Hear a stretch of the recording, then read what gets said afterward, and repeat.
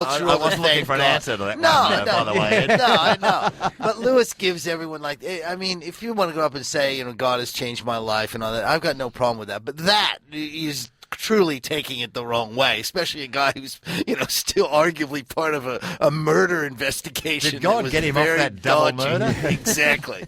I've got to admit, I started to tire with that whole Ray Lewis thing by the end of it. It's irrespective of the God stuff. It's a good point. Did he make that playoff series a little bit about Ray Lewis? Hey, yes, absolutely. I think so, without a doubt. But and the media have got to apportion some of the blame to the media as well, because they have loved it. At any opportunity they've interviewed him, and at any opportunity they've aired it. And I was like, all right, guys, we've seen this. To the media's credit, they did ask him about the deer antler spray stuff, which he was very, very quick to next question. Yeah. And they did ask him on occasions about the double murder. Oh, that came up. There's no doubt it was. I would actually argue that his personality might have gotten a little more of a negative hit because of this, because they kept bringing up that murder thing. The only thing I'll say about Ray Lewis, extraordinary player. 17 years, 2 Super Bowl rings, maybe the greatest motivator we've seen in the last 10 years. I mean, the players love that guy and respect him and fear him. Every interview given by his teammates, they paid homage to Ray. Yeah. He clearly must be the locker room leader. Something special, without a doubt. A lot was also said about, obviously, brother versus brother in the coaching dugout. And here's John describing his brother as the best coach in the world. There's no greater competitor, there's no greater coach in the National Football League or in the world, as far as I'm concerned, than Jim Harbaugh. And the way that team played proves it. What they've done the last 2 years in the National Football League is unprecedented. And they showed it today, the way they battled back and fought right to the end. That's who he is, and that's who they are. And I could not be more proud of him and what he's done there. Yeah. Ed, watching as much TV as I possibly could over there, and you do get, I mean, there's the NFL channel for starters, let alone all the ESPNs and so forth, and reading column feet as much as I could. The two strong narratives over there, away from the Super Bowl itself, were the concussion stuff, which was virtually in the papers every day. Every day. Yeah. Big stuff there. And also little things like, can we get the season out to 18 weeks? Also, the drugs and stuff, which have obviously come straight back into that debate as well. Yeah. But that's in the papers every day over there. Gut feeling where any of that's heading? The concussion stuff is very, very serious, and there are people that are thinking that the sport may not have a future as it looks right now. That they're going to have to take steps to ease back the physical nature of the game. I mean, when you've got President Obama standing up there saying, now that said, he doesn't have a son, so it's pretty easy to say if I had a son, I wouldn't let him play football, or I'd think about. The question would have been, will you allow your daughters to play the lingerie football league? Exactly, that would have been a brilliant question. Absolutely right.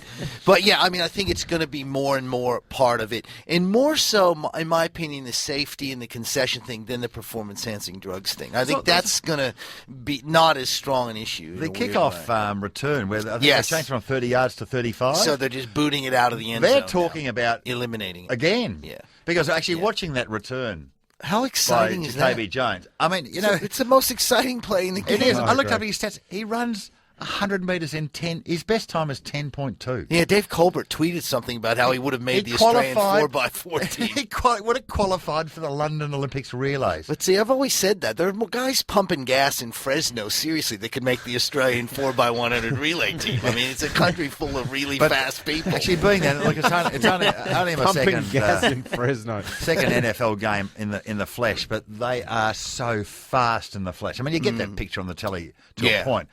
But how hard they hit each other. I don't know if you got that, but it is frightening. And if you're down on the ground, and I've been... We were in the 8th row in the end. That's pretty close. It is. There was fair physical, seats there. isn't it?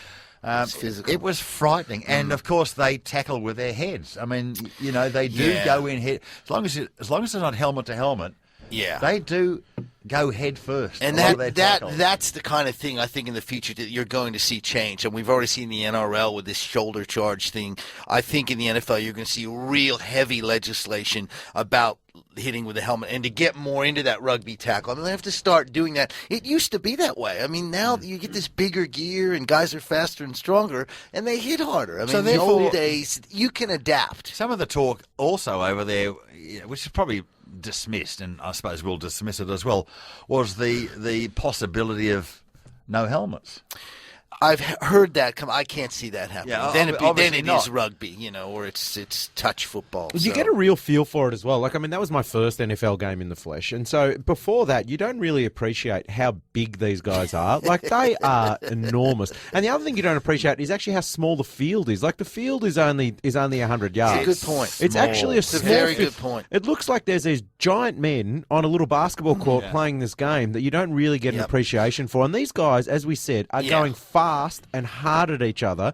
I mean, when they collide, it is something to be seen. Is that partly because your footy is a footy experience? Because I've come over here and when I first saw footy, I just went, the field's huge. Yeah, this it's is huge. massive. It is huge. So there's a little bit of that, but I do agree. In fact, a lot of people, I said this to you, Al, before we came on, there are a lot of people who think the field needs to be a little bit bigger. The Canadian League is a bigger field and allows smaller, faster guys to play it. I tell you one thing I did notice was the uprights for the field goals and stuff.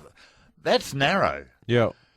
I was reading an interview with David Akers saying, if it had been 18 inches wider, he would have had a great season. Because I think he was kicking at about 50% this year. Terrible year this But year. he did make 3 clutch kicks. That was a great game. It was a fantastic game of football. It was a great spectacle. Like, I mean, I know a lot's been made, but the blackout, the spectacle of it, the fact that San Francisco came back, the fact that they were actually favourites. So about 5 minutes to go in that last quarter, San Francisco, I think, came into $1.50 or something like that. So they became we all assumed they were going to win. Well, what did they have? They actually had a first down at 20 yards The or something? 7, weren't they? Well, the 7. Didn't Frank Gore run it to the 7 and then This he had is after Crabtree had something like fumbled that. one and he dropped a catch. But I over the assume he middle. would have run straight into the end zone. Crazy. I mean, they'll be kicking themselves, San Francisco. Absolutely. They will be Without kicking a doubt. themselves. Because it's hard to Without make a it doubt. again. Like, everyone, we've got a marker for 2014, okay? But it's one of those things. I know they look like they're on the up. They look like they'll probably get better. Kaepernick will have a whole preseason and a whole season being the starting quarterback. But it's just one of those things. Everyone else gets better. It doesn't matter whether it's NFL, AFL, or any other sport. It's hard to get there again. Can I just remind myself that I was so bullish on the Ravens halfway through the year? Yeah, and then you dropped off. Well, they all that's got right. well, they were. Is that the They were team? Is that the inconsistent. team you said I've missed the price? I'm not going to back them. Yeah, Yeah. correct. Oh, I love Yeah. it. That is gold. Yeah, That's yeah, made my yeah. night. Good I love on it. you. But they were Good on you. inconsistent. They were up and down. I know. Bookmakers. They get there young, 9429 11 16, or you can SMS us 0433 98 11 16 with your thoughts. You're listening to Betstars and Stripes for Betstar. Betstar's huge range of autumn feature doubles markets are live and are a great way to nab some value on 2 runners you like. Head to betstar.com.au or betstar.mobi today. This is Bet Stars and Stripes with Dr. Turf, Ed Wyatt and Alice Gander.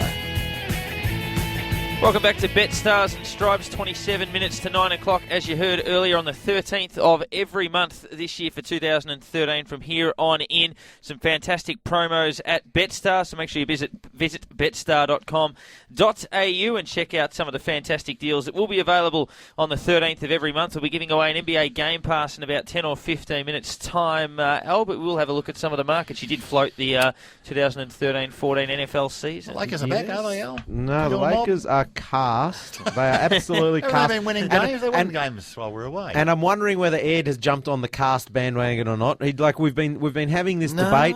You still reckon they're not cast?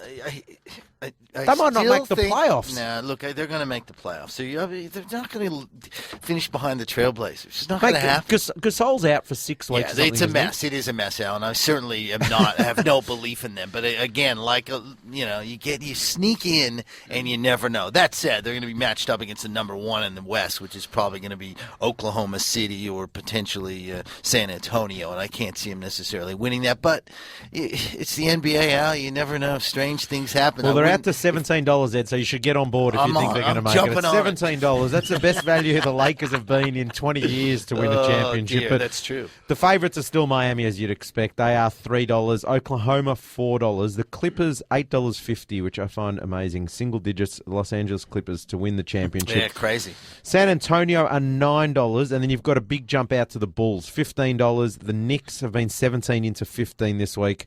The Lakers are $17. The Pacers, 31. They've been 51 into 31. That is a team I would suggest having a look at, I'll be honest with you. At that price, this is a team really finding form. They're leading the Central. It's a long shot. I'm not going to say they're better than Miami, but that's a good team, and they were good last year, and they pushed Miami last year, and I think they're starting to gel a little bit. So that's some good value, I think. Yep. Brooklyn, 41. Nuggets, 41. Memphis are 41. The Celtics, $51. There is some talk about Garnett going a lot of that. to the Clippers. There's a lot going on, obviously, with Rondo now out for the year and some of the issues. Do they look to the future and stuff like that? It's going to be interesting to see. I'm not convinced that Danny Ainge wants to let him go, but it'd be fascinating to see a little shake-up. It's pretty sad in some of these sports when they become a little bit mercenary like that, isn't it? I mean, it is. They've won. How many did they win with Pierce, Garnett, and Allen? With 3? 2? I should know this, but I don't. 2 or 3. Yeah, so I mean, they're older. They've gone with an older group, and you're right. I mean, at some point you have to be ruthless, and it is a business. We know that. Hard discarding them, though. Yeah, it is hard. Of course it is. Yeah. We'll have a look at a couple of the games that are playing tomorrow morning our time. The Clippers, $2.34. They go to New York, taking on the Knicks at $1.60. The line is 3.5 there. Portland, $1.65. Go to Orlando, $2.26. The line is 3 points. Minnesota, $4.80. Go to Memphis, $1.19. The line is 9. New Orleans, $2.60. Go to Toronto, $1.51. The line in that match is 4 points. Oklahoma, $1.23. They're going to Phoenix, $4.20. The line is 8.5.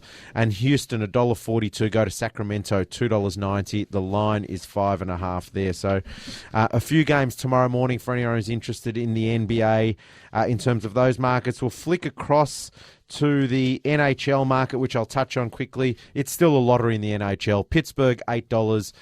New York Rangers, $10. The Blues, they've been $15 into $10, so they've been a big shortener there. Chicago have been $11 into $10 also. Boston, $11. Vancouver, $11. The Sharks, $12. The Kings are $15. And then you go out to $21 or greater, the remainders. And then let's talk the NFL Premiership, the Super Bowl market for next year. New England, $8. They lead as favourites there. Ed? New England? Why are the Patriots favourites? Because they're there every year. You know, it's an easy pick. You know they're going to be They'll there. go deep. They'll probably win their division again until we see real improvement from Miami, Buffalo, and the Jets. You know, they're pretty much assured of winning that division. Yeah. 49 as second favourites, $8.50. Yeah. Makes sense, yeah. Denver, $9. Well, I was on Denver this year. Yeah, it depends on and if you can Manning. still actually explain to me how they didn't play off. Oh, how they let a guy get behind him. Baltimore on the last scored play of really the late game. and It scored was a more nightmare. points than them, It and was a therefore nightmare. You know what? progressed. You're genuinely annoying me tonight. Baltimore are $11. Green Bay, $11. The Texans are $13. Seahawks, $13. The Saints are $15. Anyone think the Saints? Not a bad bet. Yeah, sure. I mean, they did a pretty good job without a coaching staff. Yeah, Sean Surely. Payton's back now. He's got Rob Ryan, I think, doing the defense. Yeah, now. I saw that. He's come from Dallas. Yeah, he said, I'll be out of work one day. He said, it turned out to be a month, but he said I'll be unemployed for a day. And they just won't have the distraction of it. So they get their coaching staff back and just don't have the distraction and the conversation about it. We can focus on football and not worry about the rest of it. The Steelers are $15. The Falcons are $17. I thought that was a pretty big price for the Falcons. Yeah. They had a great 3/4 of a year, didn't they? Yeah, I mean, I guess the same thing, Al. You know, people not believing in them. You know, are they going to be able to get it done? They had a great opportunity this year. They put the hammer down. They beat San Francisco, and they're in the Super Bowl, and they couldn't do it. Yeah. Yep. The Giants, $21, and then you go at $26. The Bears, the Cowboys, and the Chargers, and then $31 basically. Bears. Yeah. Yeah, not a believer in them yet. They changed coach. You know, they got a new offensive coach in there, so that's